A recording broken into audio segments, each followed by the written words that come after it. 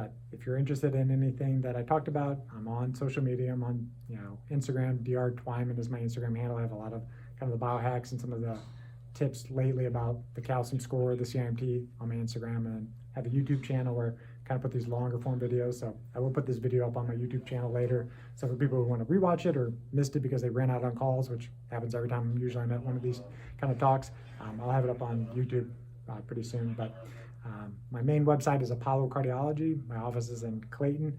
And if you're interested in working with me, come talk to me. Or if you have family and friends that are interested in working with me, I'd be happy to have any type of referrals from you guys. So again, thank you for your attention, and I'll open up to questions now. Yes, sir.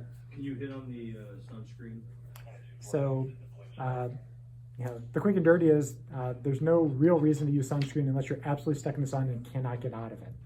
Use physical blockers instead. Hats, clothes, shade. Basically look at what your animals are doing. If your dog is running inside because it's too hot, you probably should be inside at that time too. So sunscreen, the biggest concern about it is some of them have a lot of hormone disruptors in them. Your skin absorbs everything you put on it. So if you're not willing to drink or eat what you put on your skin, you shouldn't be putting sunscreen on your skin that has that stuff. Your body makes vitamin D from sunlight, UVB radiation. Typically it's midday or so radiation. There's a free app called D-Minder. I recommend almost everybody download this thing. It tells you what time of day that UVB radiation comes out. So you need vitamin D for multiple processes in your system. But vitamin D is a good marker for basically your sun exposure. The higher vitamin D, the less mortality you have. You cannot necessarily take oral vitamin D and make the same biochemical reactions happen in your system. You still need the sunlight to program it. So, I typically will talk about some of my own experiences with this, is that, it's more about hybrid tanning. So preconditioning your skin for when that high radiation comes out, that UV radiation midday. So if you're very pale, you're a Fitzpatrick type 1, you will burn if you're outside more than 10, 15 minutes. But you need to kind of use the sun as it was intended. You grew up outside up until 200 years ago when the light bulbs were invented. So you would have normally been up for sunrise. At sunrise, there's red light, blue light, green light. That light on your skin preconditions it for when UV light's coming out later in the day. So the more red light you get in the morning time, the less you're likely to burn in the afternoon time. So this is sometimes the challenge that people in St. Louis, there's no UV radiation for about 2 months out of the year, about late November to the end of January. So you can be no clothes on outside those times. You're not making any vitamin D this time of year. The challenge is if you take a vacation that's south, you go to Mexico, you sleep in, you miss the sunrise, and you go outside at 10, 11 o'clock a day, and you lay out, your body hasn't been conditioned to seeing the sunlight. You don't have a solar callus. Your body is going to be basically overdosed on UV radiation at that time, and you're going to get burned and potentially get injured doing that. So it's mostly a timing thing. So you build your exposure up. If you were, stuck like on a boat and there's absolutely no way that you're going to get shade, fine, use some kind of like zinc product that kind of physically block the sun, but you want to avoid the other stuff that are the hormone endocrine disruptors. Several years ago, a lot of us went to have those pure scans. Is that what you're talking about for the heart, the calcium? Yeah, the pure scan, I think, was the old school technology that they're called EBCTs, very similar to the different technology that can measure the calcium in the arteries. But there were a couple departments that were doing them a few years ago. And there's definitely data in the research that, in the fire service, you guys tend to get heart disease 10 years earlier than the general population. It's probably a combination of, the stress of the job, the toxins you get exposed to. A lot of it's going to be that circadian mismatch. You're up working in the middle of the night when your body's trying to repair itself. So the Pure Scan was a good piece of technology, but there's companies that have similar enough equipment that give you that same type of answer.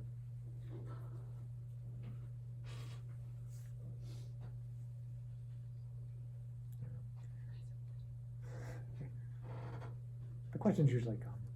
So, any questions about nutrition or anything particular about that?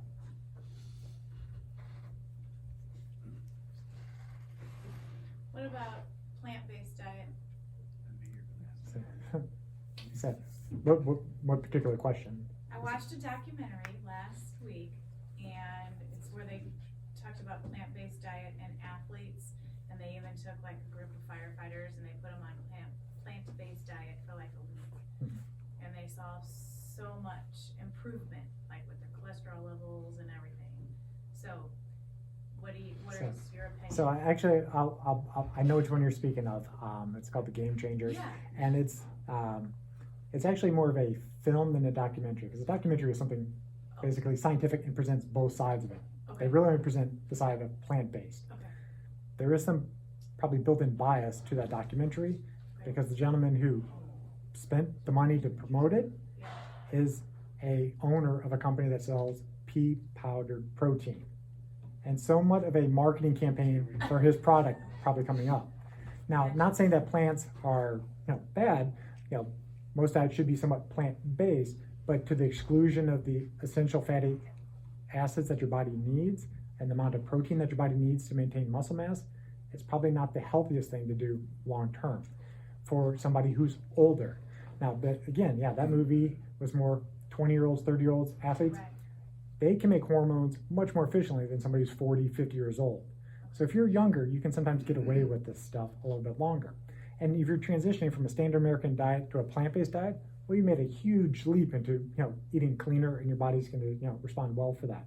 But if you keep eating exclusively plant-based, over time you have more risk of having some certain nutrient deficiencies. The biggest one from my standpoint would be you'd have very low levels of DHA. DHA is one of the omega-3s. It's not something your body's burning for fuel, but you're using that DHA to capture energy from your environment to transfer the energy in your system. And you cannot get enough DHA from a wholly plant-based diet. Thank you. So your three tests that you were talking about, does insurance cover that, you say, at this time? So that's somewhat of a open question, in that some insurances may cover one or other of the three tests, but for the most part, because they're screening tests, they're not always covered by insurance. But if you were to do all three tests, all in, it'd be like $525 to do all three. But if you only do one of the tests, the calcium score test for $100 is the best test, because if that one's 0, you may not necessarily need to go down the step of the other ones. But if your calcium score is greater than that, you may want the other ones to try to dial in. Well, why is this happening?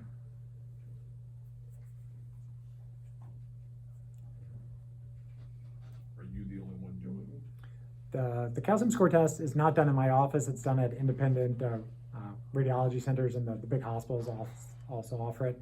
The CIMT, there's one place in St. Louis that offers it other than me, but honestly, they don't give you any data about it. They would just give it to you, the results, and you'd have to know, like, what do I do with these results? So I'm the only one that would actually interpret for you and say, okay, this is a good sign or this is a bad sign, and what do you do about it?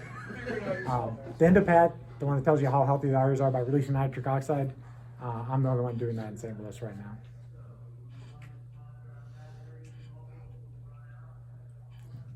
Any questions about exercise? Good there.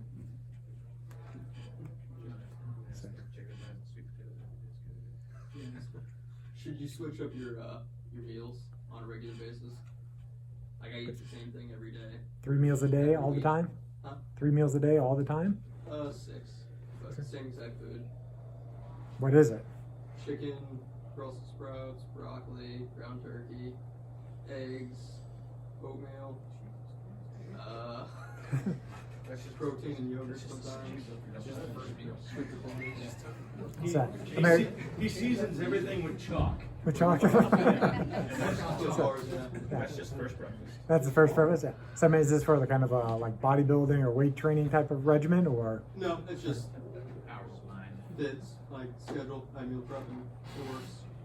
Yeah, I mean, it's not necessarily that you need to, quote, switch up things as much. It's just that, like I said, for the plant-based thing, is the DHA component is what your body, if people want to be completely plant-based, but they would add seafood, that'd be fine. So that'd be the only concern if your only protein source is chicken, is you're not getting DHA in your diet. And you can't necessarily pop fish oil capsules and make it work in your body the same way as if you ate it. So if you would just add seafood 2-3 times a week, I think you'd be fine then. Cool. Yeah, I didn't say McDonald's square fish, it's actual fish. So when it comes to hormones and stuff like that, like let's say that some of your hormones are low, do you like all the synthetic hormones? if there's a history of cancer that thrived on hormones, like would you recommend taking those synthetic hormones, or do you feel So I'll caveat with that, I know about hormones and the importance of heart health, but I'm not somebody who prescribes hormone replacement therapy. I'll kind of refer that out to the other experts. But anything you put in your body, ideally it should be as natural or the way your body should be experiencing it. So, in the women's health studies, they're using synthetic estrogen, just horse urine that they filtered out and were using that estrogen. Your body could use it, but it's not the ideal source. So the bioidenticals may have less of an issue. But the key is try to figure out, is there a reversible cause why your hormones are low in the first place? Because your hormones are signals of what's going on in your environment. So if you do not sleep well, don't expect to have optimal hormones. So maybe you can't fix your sleep perfectly, or you sleep well and your hormones are so low. Okay, well then consider it with your docs about going on hormone replacement therapy while you're trying to figure out if there's another root cause that you can improve upon. But you make your hormones from cholesterol. So again, I talked about cholesterol not being the boogeyman. It's not there to give you a heart attack, but you're going to convert your cholesterol using the power of the sun with thyroid hormone and vitamin A to turn it into something called pregnenolone, which ultimately is going to break down into your testosterone and your estrogens. So if you break it at the first step, you never get downstream. So if you're not out in the sun, that sulfates your cholesterol and optimizes your thyroid, your hormones are likely to be lower. And if you're inside all the time and you're in front of a screen 8 hours a day, you destroy the vitamin A cycle, your hormones won't be optimal. So technically, if you checked your hormones in the winter, would they pretty much be lower than if you checked them in the summer because you're in the Very summer? likely, yes. Interesting. Sorry, I'm off all summer. Okay. Did you mention if you already have a stent, you don't take the calcium test? The calcium scan test, for two reasons. One, any stents that are in the heart are going to throw off a lot of shadows. It's going to make the test inaccurate. But you already demonstrated you're a high-risk individual.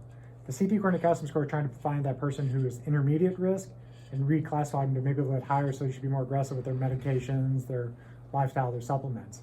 Or sometimes you will reclassify them that, hey, they are lower risk. So they even added it in the traditional cholesterol guidelines 2 years ago, is that the calcium scan test is somewhat the tiebreaker because for cholesterol lowering medicine. So like I said, cholesterol is not necessarily bad. If you've had a heart attack and your body's still inflamed, there's data that taking cholesterol lowering agents can reduce your risk of having a heart attack, stroke, and another event. If you're a younger person, especially a female, taking a cholesterol lowering medicine, probably the risk outweighs any benefits. Some people, get prescribed cholesterol meds, statins, at an early age because they got, quote, high cholesterol, but they got nothing else going on. If they do a calcium scan test and their score is 0, you're really not going to lower their risk. You can pretty safely say you can stop the statin. If they have a calcium score over 400, they probably should stay on the statin to reduce the risk that the plaque keeps progressing. So calcium score test can act as a tiebreaker in certain people who either can't tolerate statins, don't want to be on them, or you want to know that they're low risk and they can just keep working with the primary care doctor. But once you have a stent in there, you're high risk, you're going to get treated as a high risk individual. But somebody who's had a heart attack, they can still do the carotid scan because that will tell you how healthy the arteries are in your neck right now. And you get a baseline, make some time of implementation, or even if you don't, repeat that in a year. If the artery thickness is stable, then you've arrested your disease. You got 60,000 miles of blood vessels. If you don't prevent the inflammation from building up, you'll see that plaque continually build up. So I would still use that in somebody such as yourself. The EndoPAD is also kind of the tertiary test I would recommend, is that, can your body release nitric oxide? If it can, you're much less likely to be putting new plaque down in your arteries or inside your old stent.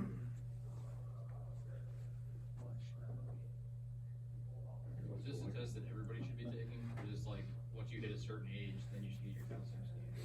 It's a great question. By guidelines, it's basically 45 is kind of the cutoff for men, 55 for women. But I tend to test lower ages if there's a story that puts them at a higher risk from kind of, my mom and dad had a heart attack at 52, or I've had prediabetes for 3-4 years. Okay, that person's higher risk. I'm going to screen them at an earlier stage. but it's rare that I scan people less than 40 because the chance that their score is going to be greater than 0 is generally fairly low.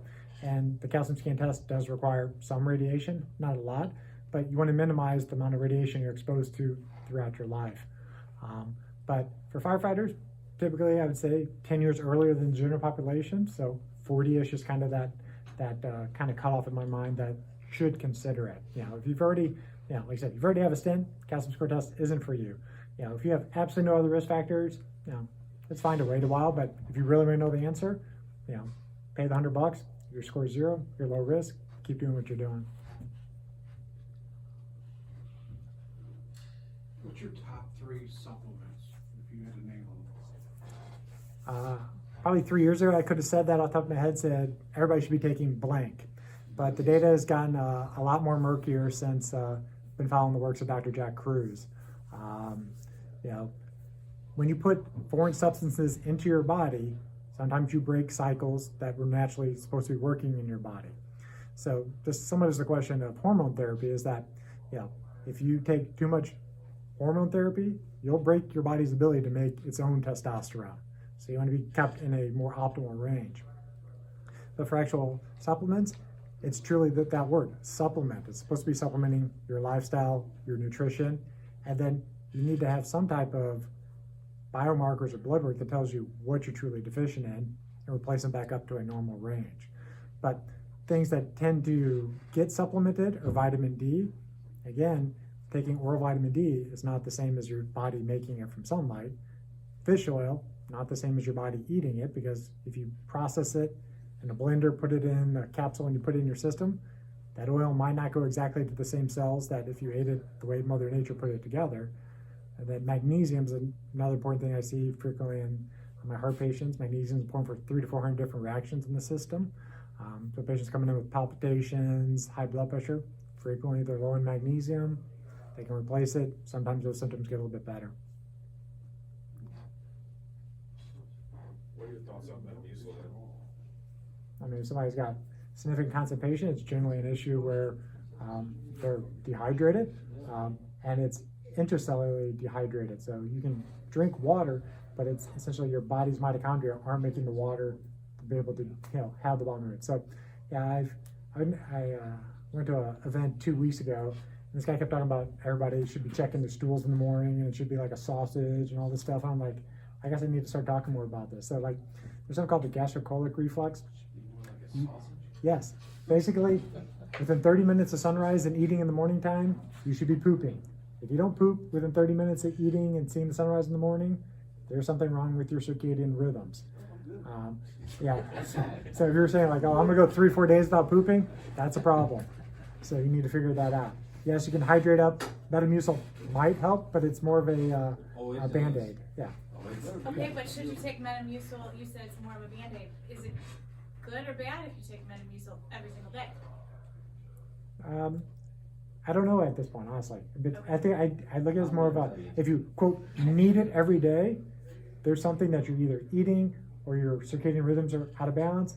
Work on those first and see if you still truly, quote, need Metamucil. But what if you aren't taking Metamucil because you're constipated? You're just taking it so that it cleans your system. Am I explaining this right? Well, I mean, this is kind of like a, Right. Your forehead wrinkles, your Yeah. back, and you're done. like the, I mean, is this for some like a detox type protocol or something? I mean, you don't, your body is pretty smart about how to detox things. Your mitochondria, they have, it's your redox potential. Basically, they can make a battery. That battery can clean up what it needs to clean up. So you don't need to take a whole lot of exogenous stuff to detox the body. But, your gut is put there for a reason. There's microbes in your gut. You're more microbe than you are human, and your microbes digest the food for you. So, trying to alter them with other things may not be wise long term. I don't know enough about, saying Metamucil for 40 years. I wouldn't take it just for, quote, health promoting benefits. I mean, if you had a problem, treat it and then stop taking something. Gotcha. More black coffee. You mentioned sun lotion or sunscreen. Mm-hmm. So, but you said if you can't eat it, does that go with like just regular body lotion? For the most part, yes. I mean, your skin is a solar panel. It's supposed to be exposed, And if you put anything between the sun and your skin, you'll absorb different wavelengths of light. So, when people's skin is, well, my skin is so dry, I had to put lotion on it. Well, your skin's going to be a reflection of essentially what your diet is and what oils your body's able to make naturally, and then pumps up to the skin. So, if you're not eating a lot of omega-3s, seafood, you're likely to have issues. If you're not eating the right amount of, healthy fats, you're not likely to have healthy skin. But the skin, needs UV radiation to regenerate itself. So you need that midday sun to do it. And I can tell you that this is more just personal experience, and I can't say this is gonna work for everybody. But like, yes, there's years that work in the hospital stuff. You clean your hands 1,000 times a day with the alcohols and stuff, drying yourself out. Then your hands become dry. You start using lotion. Your body basically starts becoming dependent on the lotions. But if you can kind of eat the right things and get the right light exposures, I haven't used hand lotion in 2 years now. Once I kind of figured out this system. Oh, is that similar to chapstick? The more you use it, the more you need it? Pretty much. And I'm still addicted a little bit to the chapstick. I'm working on that. So. Good question back here. Fried fish, is that better than no fish? Probably not. Probably not. Yeah, because yes, a couple of reasons. One, the frying process denatures the substance, turns it into something different that your body doesn't know what it is, and your body then has to break down that substance. And then the other thing is, whatever that oil is that it's getting cooked in, maybe it cooks some other things that your body is going to be responding to. So if you're sensitive to gluten and the thing cooked a bunch of gluten-contained foods, you're then cross-contaminated with whatever's in the oil. So the frying process is going to probably be more deleterious than the benefit. Sushi over cooked fish? How would you rank sushi, then cooked fish, then fried fish? Sushi the best? Not when you buy from a gas station. yeah. Or you need it when it's 5 days old. Yeah, That's correct. Is sushi better than cooked? Probably not per se. Yeah. So I could tell you, like, before I was in the Navy, like, I'd never touched sushi, and then somebody's like, "We're gonna go try it." But I was living in South Carolina at the time. It was much fresher. I was like, "All right, I'll risk it." And now, I definitely will eat it. Then people have the concern, like, well, what about the metal loads of these fish? That is a slight concern. You don't want to be eating the most ginormous fish. You don't want to be eating shark 3 times a week. The big predator fish are going to be eating everything else, and they live the longest. They're going to accumulate the most toxins in their fats. Then you eat that, you're exposed to it. But for the most part, if you make your mitochondria work efficiently, they will get rid of the, quote, heavy metals you're getting exposed to. Your body's pretty smart about how to get rid of things if you get out of its way. What about probiotics? Everybody says take probiotics for gut health and all that. Is that a thing? It definitely is a thing, but is it the better question is it the right thing for everybody? And the answer is definitely not. There's definitely some interesting data coming out on how the gut microbiome actually works. So I would say if you are on antibiotics for some type of infection, then it's probably reasonable to go on a round of probiotics after the antibiotics, because the antibiotics are going to kill your sinus infection or a urine infection or whatever. But that bacteria that was getting killed from your infection, we have all these other beneficial bacteria in your gut. They're getting wiped out by the antibiotics. So the probiotics have a theory that maybe you can put the good bacteria back in the gut. They're like seeds, and you grow back the good colonies in your gut. But those gut bacteria, the main things that really program them are the time of day that the nutrients are coming in. So if you already have good bacteria in your gut and you stop eating 4 hours before you go to bed, you'll promote the good ones to keep growing. And the other thing is they're programmed by light. So if you go outside and you only see the sun with your face, your gut doesn't see it. Your gut doesn't get the signal. So if you have significant gut issues, your abdomen literally should be in the sun, because the light penetrates 10 to 30 centimeters. That'll penetrate the gut. The bacteria in the gut get the signal from the sun. The good bacteria say, cool, great signal, got a lot of red light, they grow. There's a guy who did research on the equator, the Hazda. He basically was going to try to prove that giving bad food to people it's going to mess up the bacteria in their gut. Because that's the kind of going thing right now, thinking like, well, if you eat McDonald's every day and drinking soda, you're going to mess up all the bacteria. He gave these guys antibiotics, soda, all this crap. Their bacteria in their gut, their poop, was exactly the same as people who were eating the usual traditional diet in this equatorial area. Because these guys lived outside and got 12 hours of sunlight every single day. That sunlight was more programmable to the bacteria in their gut than the food was. So I've changed my thought on the probiotics. I used to use more of them. They're not the panacea. And it's also, taking them doesn't mean necessarily that those seeds you're going to take. So how long do you take them? If your doctor's saying take probiotics for the rest of your life, where's the data that's going to be helpful? But if you have an infection, I think it's reasonable to go on for 2 weeks, 4 weeks afterwards. But long term, not sure. Thinking about like sauteing vegetables and stuff in olive oil or some kind of vegetable oil. Are we? Yeah, the olive oil is fine. I would be careful using anything other than olive oil, coconut oil, avocado oil, because it's really those vegetable oils, the corn, soybean, and such, than just the vegetable oil, whatever that is. That stuff is, in high concentrations, is very inflammatory to the system. It's those are high in omega-6s.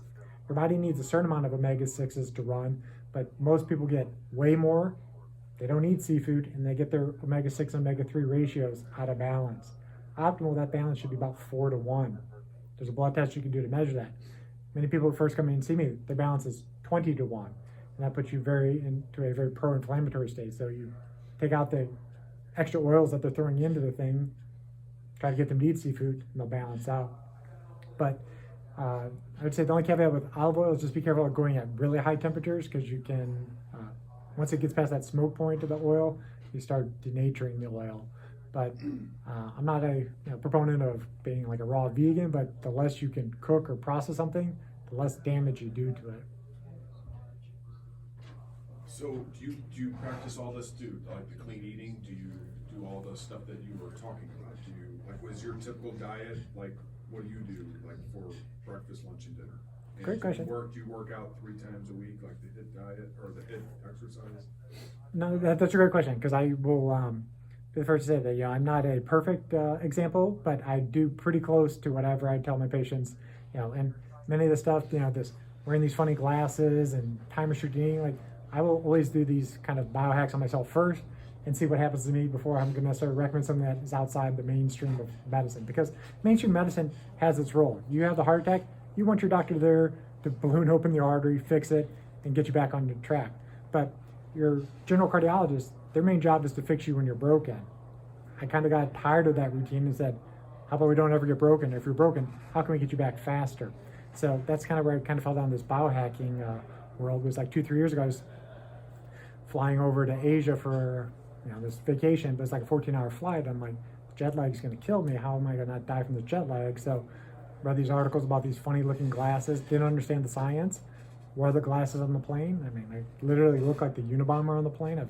I had a hoodie on and everything, and didn't get kicked. Yeah, everybody's very comfortable. Nobody approached me, but when I got to Thailand, went outside, saw the sun, didn't understand why I needed to see the sun in the morning, and went around, did the touristy thing, and went to sleep at a regular hour sort of that night. And by the next day, I felt like I was back in the States. Like I didn't have any prolonged jet lag. I was like, there's something to this light thing. I don't understand it. I'll read about it later. That's basically where I've been in this deep dive for the past 3 years, that light is the most important thing you can do for your health. So I'm very, very strict on my kind of light hygiene and light diet. So you won't probably ever catch me in public where I'm not wearing these unless I'm outside. In my house at night, I turn off all these overhead lights. I have different red light bulbs and other things that don't mess with your photoreceptors and your melanopsin receptors in your eyes. So the light stuff, I get right all the time. From a nutrition thing, I'm pretty clean. I've been essentially paleo-esque for 7-8 years. I've tried keto-ish things for 60-90 days. For the Andy Frisella, the supplement superstore first form guy, had a program called 75 Hard. I did that last fall. 75 Hard was hard. It was mostly a mental challenge regimen, but there was 2 things. You had to pick a diet, stick to a diet, no cheat days. If you cheated, including alcohol, you went back to day 1. So I was very strict for those 75 days because I didn't want to go back to day 1. But there was 90 minutes of exercise a day with this program. 45 minutes in the morning, 45 in the evening. Could be whatever exercise you wanted. So I was lifting much more during that point. In the evening one was just a kind of a fast walk around the park type thing because I didn't need to lose weight. But when I did this regimen, I dropped like 12 pounds. But I was also cutting into muscle at that point. So I knew for myself, I was doing it for the mental challenge, but I knew I can't do this long term. This is catabolic, it's breaking me down. I can't exercise this much, so I dialed it back. So now I'm mostly doing a different type of resistance training thing, at least 3-4 days a week, doing a lot of push-ups and such. But I'm not doing a lot of cardio right now. I kind of cut that back just to kind of focus on building up more muscle. But the sleep stuff, no, I'm a rock star in the sleep. I'm not wearing it now, but I was previously using something called the Oura Ring. The Oura Ring is a sleep tracker. It's like a really fancy Fitbit, but it gives you your REM sleep, your deep sleep, your heart rate variability. I now know what things will break my sleep cycle. So basically, if I eat too late, it's going to affect my amount of deep sleep. I didn't get the question about alcohol. If you don't drink, there's no reason to start drinking for any purported health benefits. But if you drink, for guys, 2 drinks a day. For women, 1 drink a day may be beneficial. Partly, it's going to be the kind of blood thinning effects of alcohol, but there are certain things in red wine, resveratrol, that helps you basically trap UV light energy. Might be more beneficial to have red wine if you're going to drink alcohol. But if you drink alcohol and it's too late in the evening, for the people who've ever had the experience of being drunk, alcohol basically wipes out your REM. So REM is when you basically consolidate memories. So when you drank too much and were drunk and you don't remember what happened the night before, that's what happened. Your mitochondria never got to go through those repair process because you never hit that REM level of sleep. So if you have this fancy ring, you'll see you have about 0 REM sleep if you go out for a night of drinking. So, after a while, you kind of get cause and effect. You don't necessarily need the tracker to know what breaks your sleep, but you want to kind of learn it at the beginning.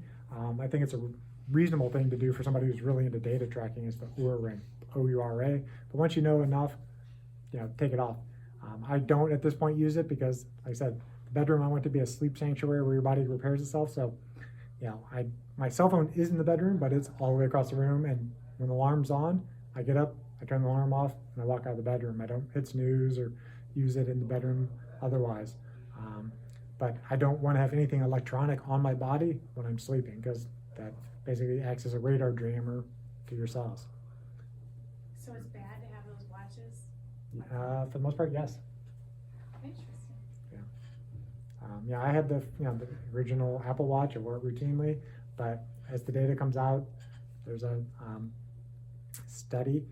It was funded by the NIH. It came out last year. It's called the NTP study. They were studying the effects of cell phone radiation, the 2G and 3G networks, on mice and rats. The mice and rats actually have it's a physics term, but they have a tighter covalent bond to this one substance. So basically, they have a stronger bond in this substance than humans do. The 2G and 3G radiation of the phones was breaking this bond, and it was conclusive that it was causing, in rats, it was causing heart tumors, guaranteed cancer from 2G and 3G in these animals. It was plausible in the mice that certain things were more likely to get cancer. So if it was happening in these animals, it's very plausible it happens in humans. So, even if you read the guidelines on what your phone said, phone's here obviously, but if you actually read the manual to your phone, it talks about it should never be on your body, and when you're talking on it, it's supposed to be like at least 3 centimeters from your head. Nobody actually follows that, but if you actually read the guidelines, that's why, because that radiation that comes off there can break these certain bonds. So if I use my phone, I usually keep it in speakerphone mode, or I do have a pair of headsets that have an air tube. Basically, it's like my stethoscope, and it's got an air tube, and then there's like a little drum down here that transmits the sound up there. Because if you just put the regular metal, headsets in, you're basically transmitting the radiation from your phone directly into your brain. Is it necessarily going to cause a brain tumor? Probably not, but it's a precautionary principle. If there's a reason that it might, and there's data showing that there's definitely issues with the 3G networks, and right now the cell phone companies are rolling out 5G networks, which is more power. I'd rather be safe, and I'll let other people experiment with the. Now that when I know more, I do better. But the thing that somewhat drives me crazy is when I see people with the little earbuds, the little Bluetooth earbuds. You're putting microwave radiation in your brain the entire time that you're wearing those things. Kids walk around with those in their ear all day long. And kids are more susceptible to the radiation because their brains aren't fully myelinated until they're 25. Myelin's, you know, the outer sheath of your nerves, so they're more susceptible to this radiation. You know, kids who don't sleep well at night, you know, it's not necessarily always blue light, but blue light plays a big role. So if your kids are on their devices and trying to sleep and they don't sleep, it's their devices affecting that. So if they won't wear the glasses, there's things you can do to kind of biohack the screen so it at least dials down a lot of the blue light coming out there, but it's not as good as actually wearing the glasses.